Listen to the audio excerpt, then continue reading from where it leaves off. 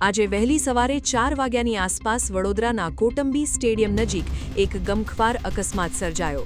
રાજસ્થાનના બાંસવાડાથી સુરત જઈ રહેલી બાલાજી ટ્રાવેલ્સની લક્ઝરી બસ રસ્તા પર ઊભેલી ટ્રક પાછળ ધડાકાભેર અથડાઈ હતી। આ દુર્ઘટનામાં એક 9 વર્ષના બાળક સહિત કુલ 7 લોકોના કમકમાટી ભર્યા મોત નીપજ્યા છે, જ્યારે 27 જેટલા મુસાફરો ઈજાગ્રસ્ત થયા છે। તમામ ઈજાગ્રસ્તોને તાત્કાલિક સારવાર માટે વડોદરાની SSG હોસ્પિટલમાં ખસેડવામાં આવ્યા છે। ઘટનાની જાણ થતાં જ વડોદરા ફાયર વિભાગ, SDRF અને NDRFની ટીમોએ ઘટના સ્થળે પહોંચીને ફસાયેલા લોકોને બહાર કાઢવા યુદ્ધના ધોરણે બચાવ કામગીરી હાથ ધરી હતી।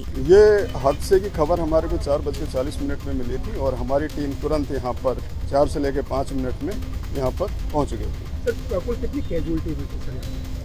देखिए, अभी तक कंफर्म तो डिस्ट्रिक्ट एडमिनिस्ट्रेशन करेगा, लेकिन एज पर आवर इंफॉर्मेशन कि हमारे को 4 से लेकर 5 डेड बॉडीज़ की सूचना प्राप्त। सर, उसमें बच्चे थे कि बुजुर्ग थे कि बड़े थे? बच्चे का भी एक की जानकारी प्राप्त हुई है, लेकिन कंफर्म आपको सिविल पुलिस के द्वारा ही किया जाएगा। सर, बस कहाँ से कहाँ जा रही थी? ये बस जैसा कि हमको जानकारी प्राप्त हुई है, राजस्थान से आ रही थी और ये सूरत बस जा रही थी। અહીંયા આવીને અમે જોયું તો ઓછામાં વડોદરા ફાયર બ્રિગેડ, NDRFની ટીમ, વડોદરા ફાયર બ્રિગેડની ટીમ, એની સાથે અમે ઓછામાં ઓછી આશરે 25 જણને રેસ્ક્યુ કરેલ છે।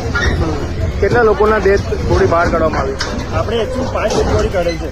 ઓકે, હાલમાં શું સ્થિતિ છે? હાલમાં અત્યારે વ્હીકલની કે થોડી મોટી એનું કામગીરી ચાલુ છે હટાવવાની।